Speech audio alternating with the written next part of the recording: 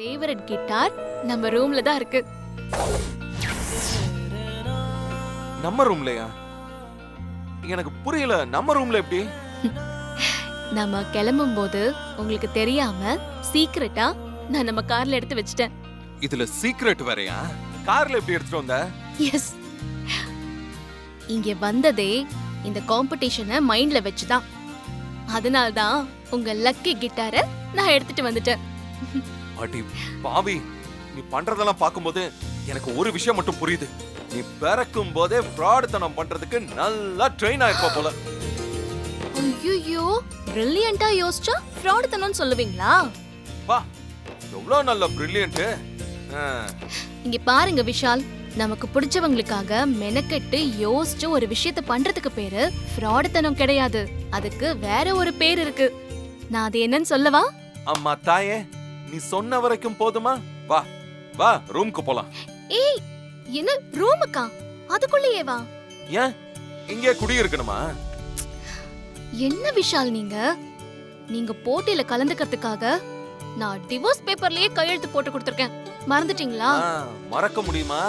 நீ எனக்கு பண்ணின முதலும் கடைசியுமான நல்ல விஷயமாச்சே, அதை எப்படி நான் மறப்பேன்? அப்புறம் என்ன விஷால், உங்களுக்கு நான் ஒரு நல்லது பண்ணிருக்கேன். அதுக்கு இந்த ரிட்டன் லவ்லாம் கொடுக்கிற பழக்கம் இல்லையா? ரிட்டன் லவ்வா? என்ன புதுசு புதுசா எதையோ சொல்ற? அது என்ன இருந்தாலும் இன்னும் கொஞ்ச நாள்ல என்னோட இந்த ஜர்னி உங்க கூட முடிய போகுது. அதனால இன்னைக்கு நாள் முழுக்க ஏற்காட்டை உங்க கூட சுத்தி பார்க்கணும்னு ஆசைப்படுறேன். அப்போ நாம அடுத்த வாரம் அசோக்க பார்க்க போறோம் இல்லையா? மனசுல ரொம்ப எதிர்பார்ப்பா இருக்கு. ஆமாங்க, எப்படா அவன் நம்ம முன்னாடி வந்து நிப்பான்னு இருக்கு. அப்போ நான் இத உடனே டாக்டர் மித்ரா கிட்ட சொல்லிடுறேன். சொல்லு. அப்போதான் அவங்களால நாம சொன்ன தேதிக்கு அசோக்க கூட்டிட்டு வர முடியும். உடனே பண்றேன்.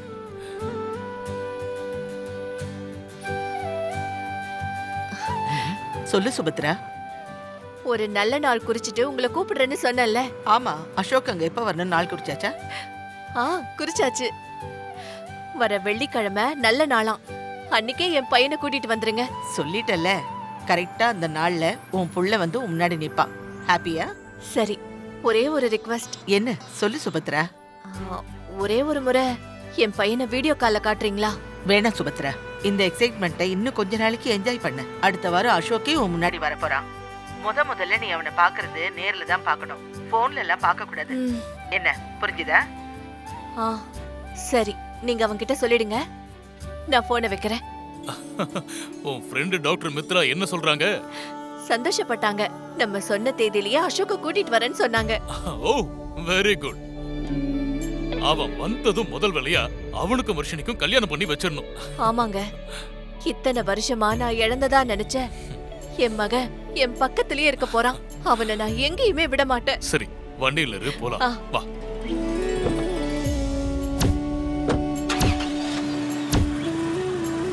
நிஜமா நெக்ஸ்ட் டைம் நம்ம ஏற்காடு வரும்போது கண்டிப்பா போட்டிங் போறோம். ஓகே? Okay, double okay. அம்மா, ஒரு ஓகே போட்டிங்க்கு, இந்த இன்னொரு ஓகே எதுக்கு? ராகவ்,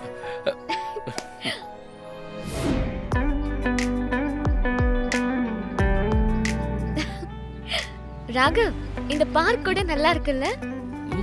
ஆமா, ரொம்ப நல்லா இருக்கு. இந்த உலகத்துல இருந்து கட்டாயி நீ நானும் மட்டும் இருக்கிற மாதிரி இருக்கு. ஹே, நீங்க இப்படிலாம் கூட பேசுவீங்களா? ஏன் நான்லாம் இப்படி பேசக்கூடாதா?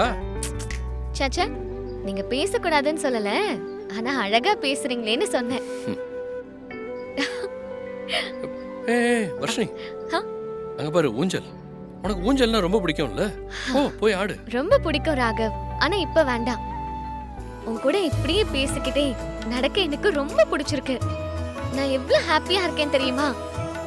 இந்த மாதிரி உன் கூட வெளியே வரணும், எனக்கு பிடிச்ச பிளேஸுக்கெல்லாம் உன்னை கூட்டிட்டு போகணும்னு நிறைய ஆசை இருக்கு. ஆனா இப்ப நம்ம தெரியாம வந்திருக்கோம். இங்க பாரு, நீ வருத்தமே படாத. நமக்கு இன்னும் கல்யாணம் மட்டும்தான் ஆகல. ராகவ், ஆனா ப்ளீஸ் அதை ஞாபகப்படுத்தாதீங்க.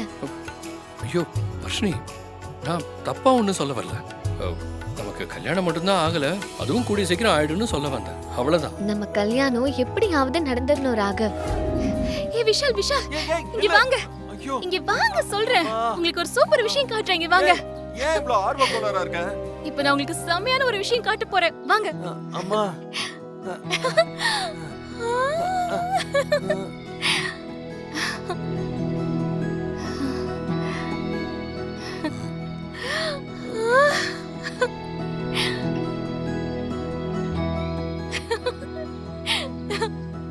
வாவ்! பா, எப்படி இருக்கு பாருங்களேன் இந்த place.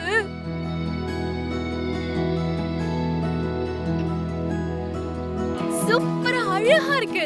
Wow! I love you Vishal. ஏய், செம்மையா கொள்ளுது இந்த பிளேஸ். எவ்வளவு அழகா இருக்குல்ல. எனக்கு பயங்கரமா எரியுது. சைலண்டா இரு. ஹலோ, இந்த டே என்னோடது. இன்னைக்கு என்ன பேசக்கூடாதுன்னு சொல்லவே கூடாது. ஷோ, ஒரு கையெழுத்து போட்டு கொடுத்ததுக்கே படுத்துறாளு. என்னது? படுத்துறேனா? நான் உங்களை படுத்துறேனா? ஹலோ, நீங்க மியூசிக் காம்படிஷன்ல ஜெயிக்கணுங்கிறதுக்காக நான் எவ்வளவு பெரிய சாக்ரிஃபைஸ் பண்ணிருக்கேன்னு தெரியுமா? அப்படியே போட்டான் வையே. என்ன? என்னது? அடிச்சிருவீங்களா? எங்க அடிங்க, அடிங்க ஏய், பார்க்கலாம். இங்க பாரு. வேணா, போனா போகுதுன்னு உன்னை விடுறேன். அந்த பயம் இருக்கட்டும். Hello, excuse me. பயமா? எனக்கா? ஆ? உன்னை இங்கேயே இப்பவே இப்படியே தனியா விட்டுட்டு போக முடியும்? கேவலம் ஒரு கையெழுத்துக்காக தான் அமைதியா இருக்கேன். என்னது?